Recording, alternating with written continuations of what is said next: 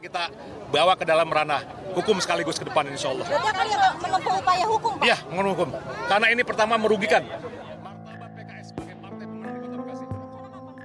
Sedang kita kaji. Tunggu saja waktunya.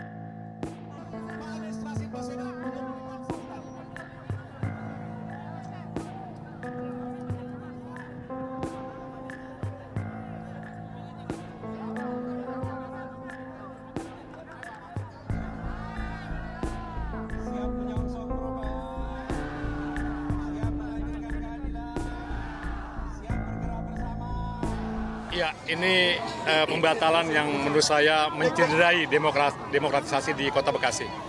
Karena pertama mendadak, yang kedua tidak memberikan solusi.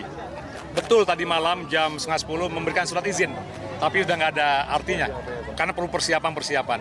Sehingga di balik pembatalan ini justru masyarakat semakin dekat dengan Pak Anies. Coba kalau senam saja di GOR, tidak akan semeriah seperti ini.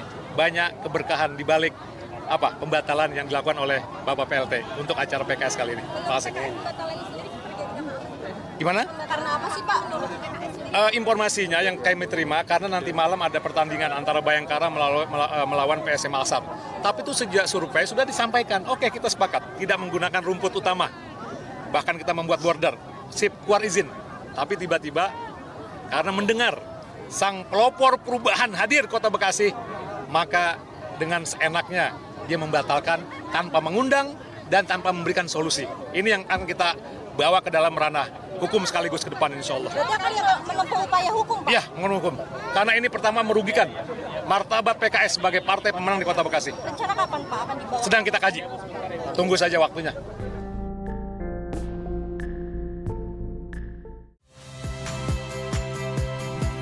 Saya Yasir Neneama. Saksikan program-program Kompas TV melalui siaran digital, pay TV, dan media streaming lainnya.